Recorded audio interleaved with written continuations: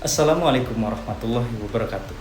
Pada kesempatan ini, saya akan menyampaikan rangkuman materi mata kuliah isu-isu administrasi publik dari pertemuan pertama sampai dengan pertemuan ketujuh. Secara umum, materi ini membahas perkembangan administrasi publik dari pendekatan klasik yang menekankan birokrasi menuju pendekatan modern yang lebih strategis, kolaboratif, digital, berintegritas, dan berorientasi pada kapasitas negara. Pada pertemuan pertama, pembahasan utama adalah Evolution of Public Administration Paradigm, yaitu evolusi paradigma administrasi publik. Dalam materi ini dijelaskan bahwa administrasi publik pada awalnya banyak dipengaruhi oleh pemikiran Max Weber tentang birokrasi. Birokrasi dipahami sebagai organisasi yang rasional, teratur, memiliki hierarki yang jelas, aturan yang formal, netralitas, dan profesionalisme aparatur. Model birokrasi klasik memiliki peran penting dalam membangun negara modern karena mampu menciptakan stabilitas, menjaga konsistensi kebijakan, dan mencegah penyalahgunaan kekuasaan yang bersifat personal. Namun, model ini juga memiliki kelemahan karena cenderung kaku, lambat, terlalu prosedural, dan kurang responsif terhadap perubahan masyarakat. Selanjutnya muncul paradigma New Public Management. Paradigma ini menekankan pentingnya efisiensi, pengukuran kinerja, kompetisi, dan pelayanan publik yang berorientasi pada hasil. Pemerintah didorong untuk bekerja lebih efektif seperti organisasi bisnis. Pendekatan ini membawa manfaat dalam meningkatkan akuntabilitas dan efisiensi, tetapi juga mendapat kritik karena terlalu memandang masyarakat sebagai pelanggan. Padahal, masyarakat adalah warga negara yang memiliki hak, kepentingan sosial, dan posisi politik. Sebagai respon terhadap kelemahan tersebut, berkembang paradigma New Public Governance. Dalam pendekatan ini, pemerintah tidak lagi bekerja sendiri, tetapi berkolaborasi dengan sektor swasta, masyarakat, komunitas, dan berbagai aktor lainnya. Negara berperan sebagai pengarah dan pengelola kerjasama, bukan hanya sebagai pelaksana tunggal kebijakan. Perkembangan berikutnya adalah strategic statecraft. Dalam konsep ini, administrasi publik tidak lagi hanya dipahami sebagai urusan pelayanan dan birokrasi, tetapi sebagai bagian dari kekuatan strategis negara.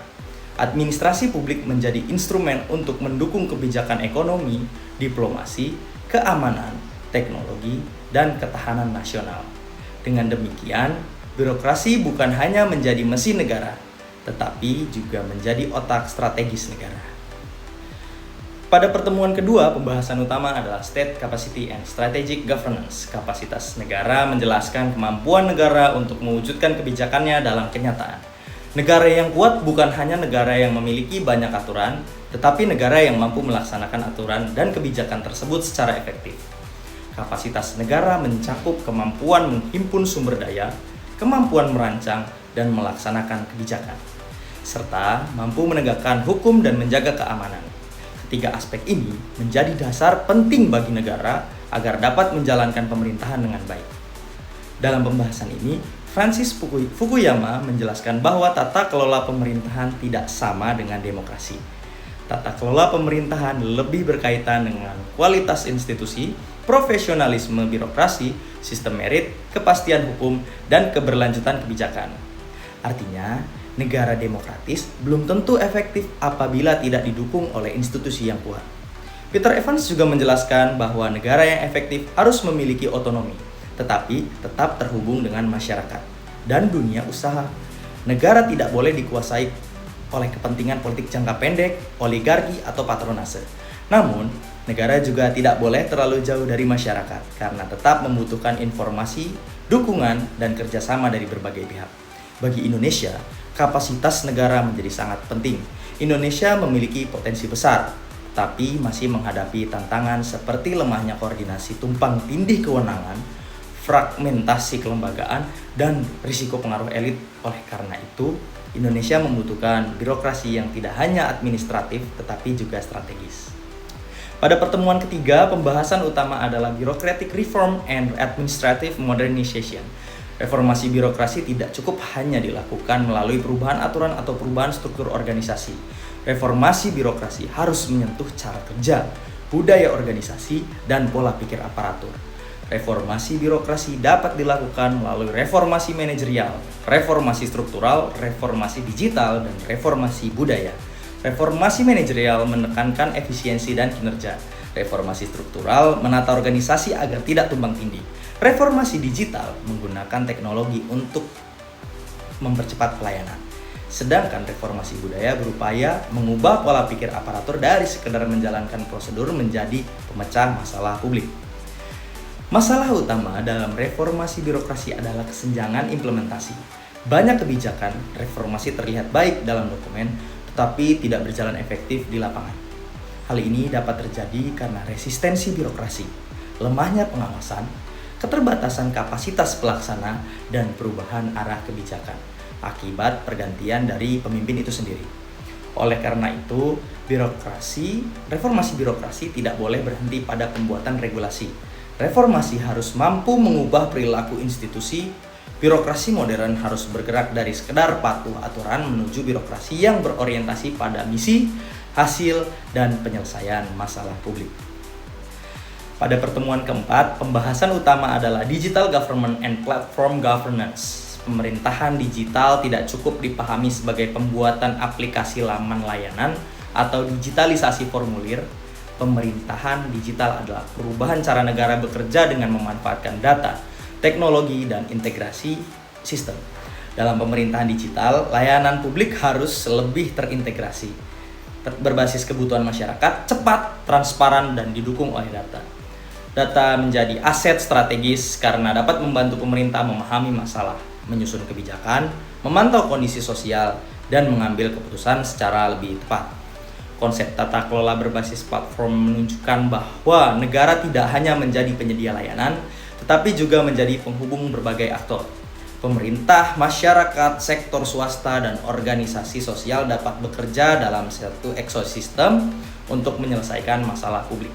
Namun, transformasi digital juga membawa tantangan besar seperti keamanan cyber, perlindungan data pribadi, kesenjangan akses teknologi, dan ketergantungan terhadap perusahaan teknologi besar. Karena itu, kedaulatan digital menjadi penting. Negara harus mampu mengontrol data, infrastruktur digital, keamanan siber, dan platform strategis sendiri. Bagi Indonesia, pemerintahan digital merupakan peluang sekaligus tantangan. Indonesia memiliki jumlah pengguna digital yang besar dan ekonomi digital yang berkembang. Namun, Indonesia juga masih menghadapi masalah fragmentasi data, ketergantungan pada platform asing, serta keamanan cyber yang perlu diperkuat. Pada pertemuan kelima, pembahasan utama adalah Integrity and Anti-Corruption as Strategic Imperative. Integritas dan pemberantasan korupsi tidak lagi dipandang hanya sebagai persoalan moral dan hukum, tetapi sebagai kebutuhan strategis negara. Korupsi dapat melemahkan kapasitas negara, merusak pelayanan publik, menghambat pembangunan, dan menurunkan kepercayaan masyarakat. Ketika korupsi terjadi, anggaran tidak digunakan secara optimal. Kebijakan menjadi tidak tepat sasaran, dan birokrasi kehilangan profesionalismenya. Keputusan publik dapat dipengaruhi oleh kepentingan pribadi, kedekatan politik, atau keuntungan kelompok tertentu. Karena itu, pemberantasan korupsi tidak cukup hanya dengan menghukum pelaku. Hal yang penting itu adalah membangun sistem yang mencegah korupsi sejak awal. Upaya tersebut dapat dilakukan melalui transparansi anggaran, pengadaan barang dan jasa secara elektronik, pengawasan independen, sistem merit, perlindungan pelapor pelanggaran, serta penguatan budaya integritas. Integritas menjadi modal penting bagi negara. Negara yang berintegritas akan lebih dipercaya masyarakat, lebih menarik bagi investasi, lebih kuat menghadapi krisis, dan lebih mampu mempertahankan kepentingan nasional. Sebaliknya, negara dengan tingkat korupsi tinggi akan mudah dikuasai oleh kepentingan elit dan rentan terhadap tekanan eksternal. Pada pertemuan ke-6, pembahasan utama adalah Policy Design and Implementation Failures. Materi ini menjelaskan bahwa banyak kebijakan yang terlihat baik dalam perencanaan tetapi gagal pada tahap pelaksanaan. Hal ini menunjukkan bahwa keberhasilan kebijakan tidak hanya ditentukan oleh kualitas desain, tetapi juga oleh kemampuan negara dalam menjalankannya. Desain kebijakan yang baik harus dimulai dari pemahaman masalah, pemilihan alternatif, analisis dampak, dan pertimbangan risiko. Namun, pelaksanaan kebijakan seringkali lebih rumit karena melibatkan banyak aktor, banyak kepentingan, koordinasi yang kompleks, dan kondisi yang tidak selalu dapat diprediksi. Kegagalan implementasi dapat disebabkan oleh koordinasi yang lemah, kapasitas pelaksana yang terbatas, tumpang tindih kewenangan, perubahan prioritas politik, dan lemahnya pengawasan. Oleh karena itu, administrasi publik modern tidak cukup hanya bertanya kebijakan apa yang dibuat, tetapi juga bagaimana kebijakan tersebut dapat dilaksanakan dan memberikan manfaat nyata bagi masyarakat. Pada pertemuan ke-7, pembahasan utama adalah Network Governance and Public-Private Partnerships. Dalam dunia modern, persoalan publik semakin kompleks dan tidak dapat diselesaikan oleh pemerintah sendiri. Pemerintah membutuhkan kerjasama dengan sektor swasta, masyarakat sipil, komunitas lokal, dan lembaga lainnya. Tata kelola jaringan berjalan karena adanya saling ketergantungan antar aktor. Pemerintah memiliki kewenangan dan legitimasi, sektor swasta memiliki modal dan inovasi, sedangkan masyarakat sipil memiliki pengetahuan lokal dan kedekatan dengan masyarakat. Namun, kerjasama hanya dapat berjalan baik apabila ada kepercayaan antar aktor. Kemitraan pemerintah dengan swasta menjadi salah satu bentuk nyata dari tata kelola jaringan. Melalui skema ini, pemerintah dan swasta berbagi tanggung jawab, risiko, dan peran dalam menyediakan layanan atau infrastruktur publik. Contohnya dapat ditemukan pada pembangunan jalan tol, pelabuhan, bandara, rumah sakit, dan sistem energi. Kemitraan ini dapat mempercepat pembangunan dan meningkatkan efisiensi. Namun, terdapat pula resiko seperti orientasi keuntungan yang berlebihan, rendahnya akuntabilitas, pengambilan risiko yang tidak seimbang, dan pengaruh swasta yang terlalu besar terhadap kebijakan publik. Oleh karena itu, kemitraan pemerintah dengan swasta harus dirancang secara hati-hati, melalui kontrak yang jelas, pembagian risiko yang adil, dan transparansi serta pengawasan independen. Sebagai penutup, dari materi pertemuan pertama sampai ke-7 menunjukkan bahwa administrasi publik terus berkembang mengikuti perubahan zaman. Administrasi tidak lagi hanya berbicara tentang birokrasi dan pelayanan, tetapi juga tentang kapasitas negara, reformasi birokrasi, pemerintahan digital, integritas, implementasi kebijakan, dan kerjasama lintas sektor. Negara modern harus mampu menjaga stabilitas, meningkatkan efisiensi, membangun kolaborasi, memanfaatkan teknologi, menjaga integritas, dan melaksanakan kebijakan secara efektif. Dengan demikian, administrasi publik abad ke-21 menuntut negara yang tidak hanya hadir, tetapi juga mampu bekerja secara adaptif, strategis, dan memberikan hasil yang nyata bagi masyarakat. Kurang lebih sekian yang dapat saya sampaikan. Kurang lebihnya mohon maaf. Wassalamualaikum warahmatullahi wabarakatuh.